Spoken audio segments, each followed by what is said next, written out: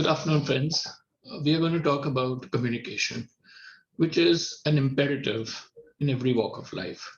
Whether you're a child, a student, working in an office, you're a politician, a businessman, whatever. You cannot do without communication. We all know. Now, as you enter into the world of the real world, the office, the business, you're dealing with different people, you have to have a good communication skill, lacking which it will make a big difference to you. Now, two types of communication. One is the personal and one is the professional. Now, when it is personal, you're talking to your friends, your relatives, for which there are no law. That is based entirely on your relationship with that person. You're talking to your elder, to younger, based on your extent of friendship. That's it. So we are not going to talk about that. We are going to talk about professional communication. Now, there are two types of communication. There's verbal and non-verbal. The verbal is what you speak, what you hear. These are the verbal. And non-verbal is what you communicate without speaking. For example, a smile. A smile does not say anything per se, but there's a difference between a polite smile, a sarcastic smile, and a sneer. So you do convey what you want to convey without saying a word. So these are different types of communications that we talk about, verbal, non-verbal. Now it could be written, like you communicate through an email, a fax, a letter, a telegram, whatever. There are other forms of communication, could be the spoken word, as we just spoke, written, spoken. Now, in these days, communication has taken a quantum leap in the last 2 or 3 decades. Earlier, there used to be no computers, no internet. Today, we can communicate with people all around the world in real time. So communication has become much easier. And when we talk about communication in that sense of the word, what is very important is to understand the concept of cross-cultural communication. I'll give you some real life examples. Now, today, like we said, the whole world is a marketplace. You're not dealing with only people in your city or your country or people who speak the same language, whatever. So you have translators, auto translations, which we see in the UN Assembly, which we see on television very often. Now, in cross-cultural, I'll give you a couple of examples. For example, in Germany, when you are having a meeting with a person, you do not shake hands unless the deal is finalized. Shaking hands is a way of communicating that the deal is finalized.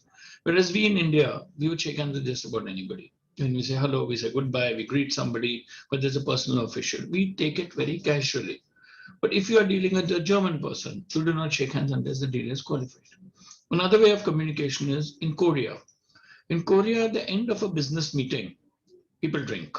The business to celebrate the end of the deal has been finalized. If you do not drink in a meeting in Korea, they take it very negatively because when a person drinks, he, as they say, loses his bent of mind, he'll speak his heart out, he'll have all his misgivings, everything. What we say, jo bhi dil mein hai, muh mein aa jata hai, that sort of thing. So in Korea, if you do not drink, they take it very negatively. And they say if you do not drink, you're holding back something. So it shows a lack of trust. It shows a lack of transparency.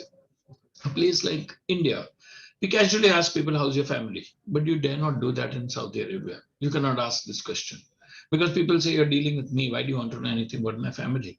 Now, all these things, these are cultures different from India, whether it's the German, the Korean, the Saudi Arabian. It's different. But today, in today's world, when the whole world is a single marketplace, when we deal with people from there, we got to be aware of their modes also and respect them. That otherwise it will be difficult to communicate. Now, coming to the prerogative of communication, everybody is not a Barack Obama or a Winston Churchill or whatever. Everybody is not that blessed with that. But the very important thing is, or rather you would say the quintessential thing in a communication is, I speak, you understand. If you don't understand what I said, I could be speaking a lot of sense with a lot of statistics, with a lot of truth, with a lot of meaning. But if you do not understand what I said, the communication gap has failed because you do not understand. And if you do not make a person understand what you have said, what use is communication? So that is very important. One of the things is get down or higher to the level of the person you're talking to. Like if you're talking to a doctor, as a layman, you will talk to him in your language, which he will translate into his medical term. He'll understand what you're trying to say. But if you're talking to a business associate, you talk to him on a one-to-one level, on a peer-to-peer level. that I know what you know what I know. We are talking the same thing, meaning the same thing.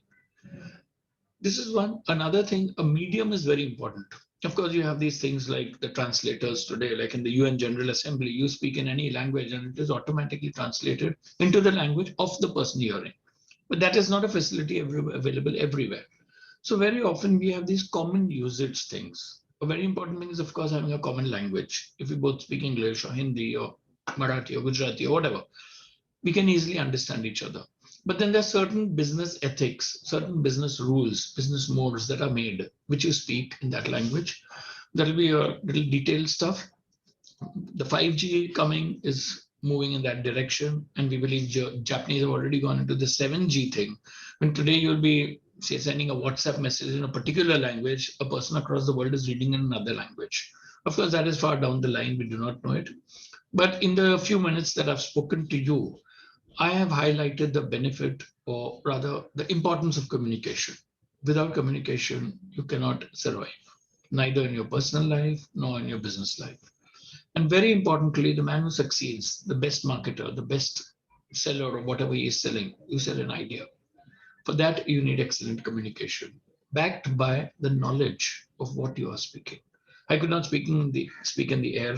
I should have my facts and figures correct before I speak. So these are basically the points I spoke about communication. And as you enter the real world, you'll realize more and more about the etiquette, the ethics of communication, and its importance can never ever be overstated. Thank you.